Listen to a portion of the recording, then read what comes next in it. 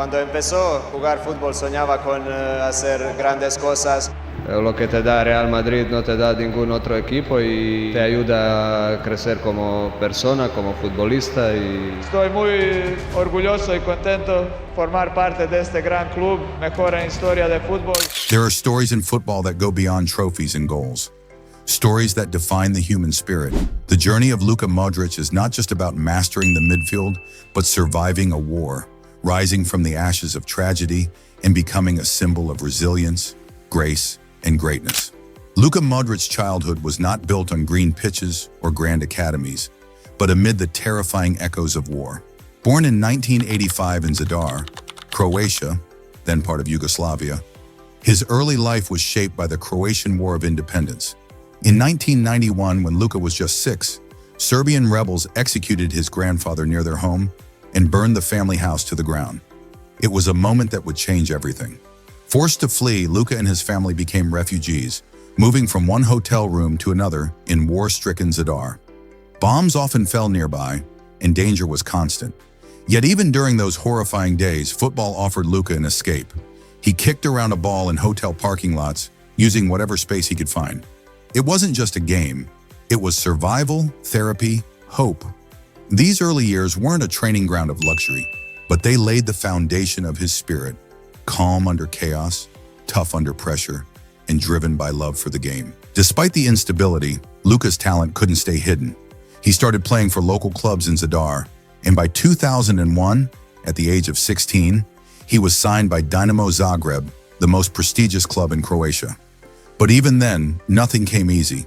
He was considered too small and frail by some scouts, but Luka proved them all wrong. Loaned to Zrinski Mostar in Bosnia for the 2003-04 season, Luka didn't just survive in one of the league's toughest environments. He thrived. He was named Bosnian Premier League Player of the Year at just 18. Returning to Dinamo, he led the team to 3 league titles and 2 national cups in 4 years, announcing himself as a generational talent. In 2008, Luka made a bold leap to the Premier League, signing for Tottenham Hotspur. Many questioned if his slim frame would handle England's physical game, but Luka didn't just adapt, he excelled. By 2010, he helped Spurs qualify for the UEFA Champions League for the first time in nearly 50 years, a historic achievement. During the 2010-11 season, he was named Tottenham's Player of the Year, admired for his playmaking brilliance and tireless energy. Even legendary manager Sir Alex Ferguson once said the league's best player debate could just as easily favor Modric. He wasn't flashy, he was surgical. He didn't just pass the ball, he orchestrated symphonies. In the summer of 2012, Luka Modric made a career-defining move to Real Madrid for £30 million. His early days weren't smooth. The Spanish press even voted him La Liga's worst signing, but that criticism aged like milk. Under managers like Jose Mourinho, Carlo Ancelotti, and later Zinedine Zidane, Luka became the heartbeat of Madrid's midfield. In his second season, he won the Champions League, 2013-14, the start of an era that would see Real Madrid dominate Europe. From 2016 to 2018, Luka was at the core of a team that won 3 consecutive Champions League titles, an almost mythical achievement in modern football. By 2025, Modric had collected 28 major trophies with Real Madrid, the most decorated player in the club's history.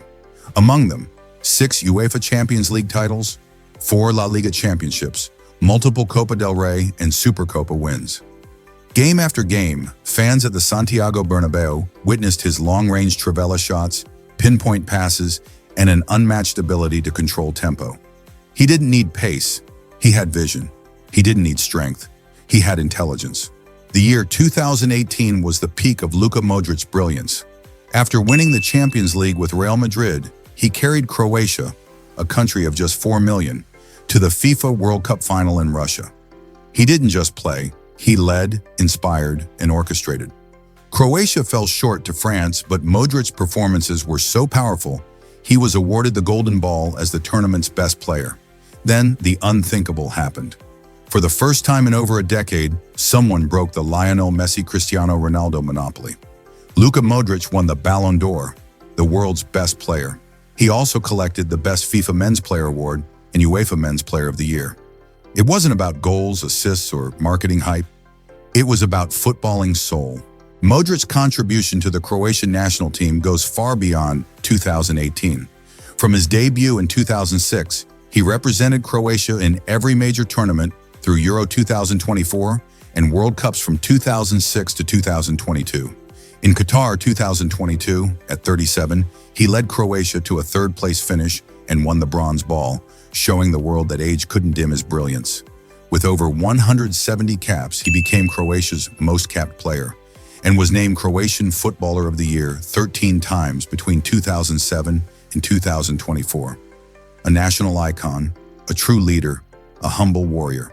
Nicknamed everything from midfield maestro to puppet master, Modric redefined what it meant to control a football match. His style, quick, intelligent, graceful. His signature, outside of the foot passes, flawless first touches, and unmatched awareness. He wasn't just playing the game, he was reading it, sculpting it, and shaping it. Despite his size, he was a complete midfielder. Defending, attacking, creating. His versatility and intelligence were praised by coaches and peers alike. Fans loved him not just for the magic, but for the effort, the endless running, the selflessness, the heart. Beyond the pitch, Modric remained grounded. He captained Real Madrid and Croatia, yet always deflected praise. When he won the Ballon d'Or, he dedicated it to players like Xavi, Iniesta, and Snyder, who also deserved it but never received it, a class act. Teammates spoke of his leadership and humility. Isco once said, "To be loved by everyone is the hardest thing, and you have achieved it." His Golden Foot Award in 2019 was given not just for skill, but for personality. On May 22, 2025, Luka Modric announced that the moment he never wanted had come. His journey with Real Madrid would end. In an emotional Instagram letter, he wrote, "Everything has a beginning and an end," revealing that his final home game would be that Saturday. Real Madrid confirmed it. After 13 years and endless magic, Luka would leave the club following the Summer Club World Cup. The reaction was instant and global. Teammates flooded social media with tributes. Vinicius Jr. wrote just one word, "Leyenda." Rodrigo said simply, "No." Jude Bellingham called him, "Thank you for everything, brother." And Arda Güler said, "One of the greatest." Luka Modric's story is not just one of football greatness, it is one of human greatness. From the ashes of war to the summit of world football, he inspired millions. He didn't need to shout or boast. His game spoke louder than words. He will be remembered not for how many goals he scored, but for how he made the game flow. Not for how big he was, but for how great he played. In every child kicking a ball in Croatia, there lives a bit of Luka Modric.